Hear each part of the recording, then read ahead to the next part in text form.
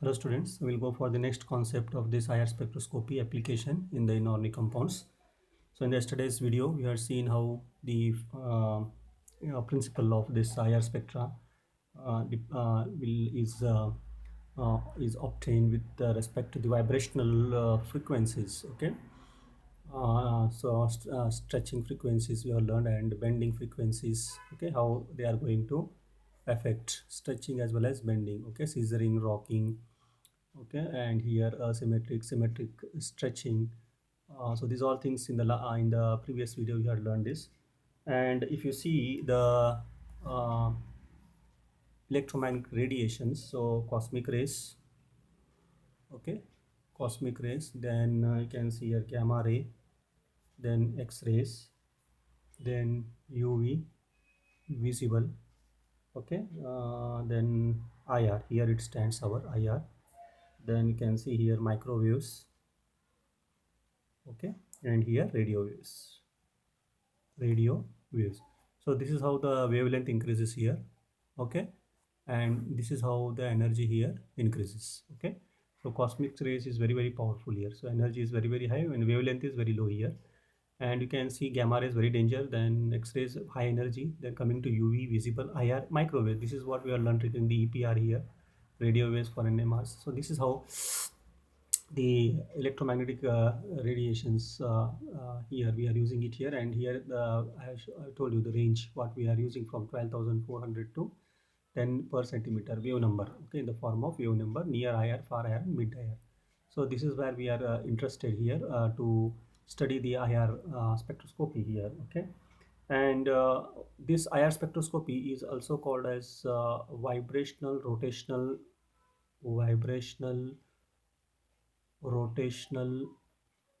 spectroscopy. Why this called a vibrational rotation? Because we know that so whenever the compound, okay, whenever a compound is hit by the IR radiations, this will absorb here, and there will be the splitting here. So this splitting we call it as a delta E. Okay, ground state to excited state, and this is called your vibrational.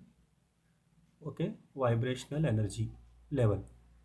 Okay, and between this vibrational energy level there are different levels here like this. Okay, where the electron are splitting in this way. Okay, and this we call it as a rotational level, rotational energy level.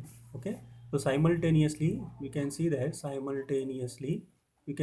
vibrational and rotational energy has been created here in the absorption of the IR radiations, and these are also going to contribute for the absorption here, and that's why the IR spectroscopy is also called as vibrational and rotational spectroscopy. Okay, they are also called as vibrational and rotational spectroscopy. Yes, okay, this is what very much important. And if you see sometimes we are using these alkanes. Okay, alkynes alkynes,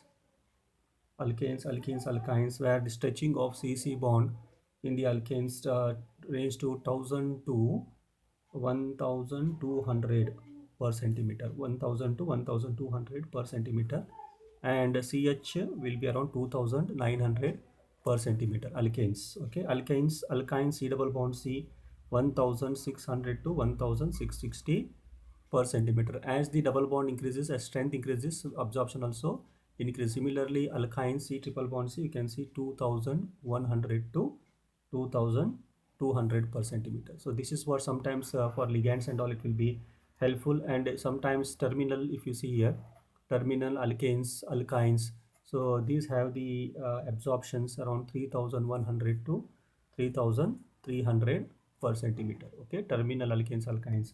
So this is very much important whenever the ligands when we are interested for the ligands. Okay, so this is how some of the important frequencies I have taken.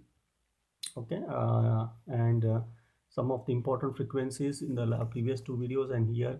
So like this in between, some of the important which may help as a ligand in the inorganic complexes, so we have taken, and almost the principal side we have completed. So today we'll go for the amine complexes as your syllabus say.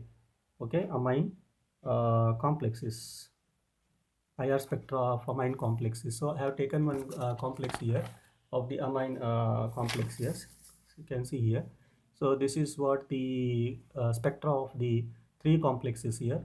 Okay, so you can see here one thick line I have drawn here like this. So this is of the cobalt hexamine chloride, Cl3, CONH3 6 times Cl3, thick line. Then here dotted line, that is hexamine chloro Cl3. So here dotted line you can see almost a little bit higher like this, and it is dip is very high than this.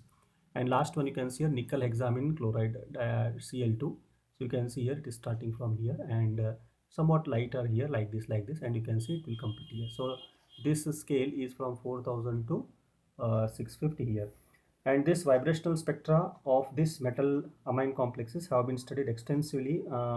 These revised by Schmid and Muller. Okay, this is studied extensively by Schmid and Muller, M-U-L-L-E-R, Schmid and Muller. Okay, shows that IR spectra of this typical hexamine complexes in the high frequency region. Okay, they assign NH3. So here the main is of NH3 here. Okay, NHD vibrations here, and the NH3 group vibrations you can see here. 6 normal mode of vibrations is going to be shown by this NH3, and it may be anti-symmetric and symmetric NH3. Okay, anti-symmetric and symmetric NH3. Then stretching. Okay, NH3 stretching, degenerate deformation, degenerate deformation, degenerate deformation, stretching frequency. Then symmetric deformation, symmetric deformation. Okay, so anti-symmetric, symmetric, degenerate deformation, symmetric deformation. Okay, degenerate deformation, symmetric deformation, and sometimes rocking frequency. Okay, so rocking vibration. So sometimes walking vibrations also appear, and these appears you can see here. So these appears in the range of 3400 to 3000. Okay, this is anti-symmetric and symmetric. You can see here anti-symmetric and symmetric. I will write here anti-symmetric and symmetric 3400, 3400 to 3000. Okay, per centimeter. Then the next it will occur at 1650 to 1550 degenerate 1000. So almost here you can see here degenerate 1650 to 1550 per centimeter. Then next 1370. So here next one here, so you can see here 13, that is symmetric deformation, 1370 2000. So here it is 1370 2000. And finally you can see here last one, that is 950 to 590, that is rocking, 950 to around 590. So here you can see here 590 per centimeter. Okay, so this is how the vibrations will help us to know the spectra of these complexes. Okay, in the inorganic compounds here. And you can see that these assignments have been confirmed by the deuteration, that is NH3 and ND3. Okay, deuteration and or labeling also, that is NH3 with nitrogen 15, H3 nitrogen 15. Okay, this is what isotope shifts. So with this this spectra can be learned. Okay, so this is how the IR spectroscopy of the first inorganic compounds of the amine complexes, that is cobalt, chromium and nickel. So this is how difference between this antisymmetric symmetric stretching of NH3, degenerate deformation, symmetric deformation and rocking vibrational. So this is how the difference frequency varies here, and we get such spectra.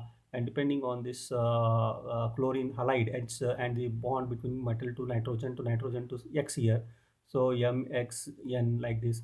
So you can see here there is difference in the dip here. So frequency varies, stretching will be varies. So here the NH3 stretching frequency of these complexes you can see lower than that of the free NH3 molecule. If you see free NH3, so it is high, stretching frequency high, but compared to this bond it is low. Here in the complex it is low. It's maybe because of the effect of coordination. Okay, so it is maybe the effect of coordination. So upon coordination this NH3 may lower the frequency, but in free NH3 there is high, but upon coordination they may undergo low frequency, they may show low frequency. That may be the reason here, coordination. And maybe the second is on coordination the NH bond is weakened here. So nitrogen hydrogen bond is weakened on coordination, the NH bond is weakened. That is what the second maybe the reason here. and the NH3 stretching frequency are lowered here. So that's why the NH3 stretching frequency are lowered here. And you can see that the stronger, and the second reason may be the stronger metal to nitrogen bond, stronger. Okay, so metal also is there, chromium, cobalt, nickel, and that will bond with this nitrogen of the amine NH3. So bond, and the weaker NH, the strong will be this, the weaker will be NH bond, and the lower are the NH3 stretching frequencies. So this also you can correlate. And the NH3 stretching frequency may be used so for the to know the Mn bond also. The stretching frequency is also can be used to know the Mn bond strength here. So this is what. And of chloride also, so even you can see the chloride content is there, Cl, that is X. Okay, so they are much lower here, so that may be the attributed to the, can be attributed to the weakening of the NH bond here. So even chloride halides, that can be also attributed for the weakening of the NH bond, so lowering the frequency. So this is what. And even hydrogen bond, okay, hydrogen bond may be the cause for lowering of the frequency here. So that may be formed with NH and Cl. So this type of hydrogen bond may be the reason also. Maybe the type of hydrogen bond may also be the reason for the lowering of the frequencies. Now if you see here the effect of coordination, so here hydrogen bonding, maybe the effect of the, maybe the effect, and even the different mode, if you see here, so it may be the mode of here like this. So we can see this vibrational mode here, tetrahedral structure NH3 like this. Okay, and this is a metal on the Z axis. Okay, we'll see the metal on the Z axis. So this may be the symmetric NH3. Okay, so here there will be nu s NH3. So where we can see all are passing like this, then here also we can say like this, and here like this. Okay, so this may be the symmetric symmetric NH3. Okay, symmetric NH3. And asymmetric means what? So they are in the different case. So this nitrogen may go here, or this may go here like this, or this may go here like this. So this is called asymmetric. Asymmetric. Then this is how the sixth mode. Okay, and even Mn, metal to nitrogen, will be one of the mode, symmetric mode. Okay, so where metal all is all, if I take this as a metal here, okay, and this is what NH3 here like this. Okay, so here what we can see like this. So this is a metal to N bond vibration here, and these all three are like this, here like this, here like this, and here like this, almost same direction you can see like this. So this is what metal to nitrogen symmetric stretching. Okay, and other things we have learned, rocking and NH3 rocking. Okay, and degenerate deformation. So these all things main depends on like this. Okay, so metal here and NH3, so like this tetrahedral structure. And this is how six different vibrations we can see of the NH3 molecule, NH3 molecule, and that is responsible for the different you can see different responsible for different absorption of this compound. Okay, of these three compound. So this is how in today's class we learned regarding the three different complexes, and how the IR variations will be there, and how it varies. Okay, IR frequencies, and how it is differing for the how the spectra we get it for the different complexes. So cobalt hexamine, hexamine cobalt chloride, and hexamine chromium chloride, hexamine nickel chloride. Okay, so how this is observed, see how difference will be there, and why this dip in the frequencies, lowering of the frequencies compared to the free NH3. So how, why, what is happens, what is the reason behind this. So these all things we learned in today's video. Apart from that, some basic principle. Okay, so in the next video we'll go for another complexes of amine complexes with different you can see different metal ions, and the role of halides also, how it how the color will affect the color. Okay, so if I go for color also is very much important. Iodine means you know that violet color complex will be gone. Then bromine, if I take, so blue or brown color. Okay, so like this. So it depends on the halides also, you can see that the different colors we are going to obtain for the complexes. Okay, and we'll see some more if I get some more examples of different like pyridine in from your syllabus. Ligands will we will see the interaction between different other ligands. Ethylene diamine is there where nitrogen is there. Okay, so we'll see that. So NH 2, so ethylene diamine C2H2 twice. So this is what also we can learn, NH2 NH2 ethylene diamine. Okay, so how this will affect pyridine is there. So like this, some of the other ligands we will take which has the amine influence on this spectra absorptions, and we will learn in the next video. Hope you understood today's class. Thank you very much.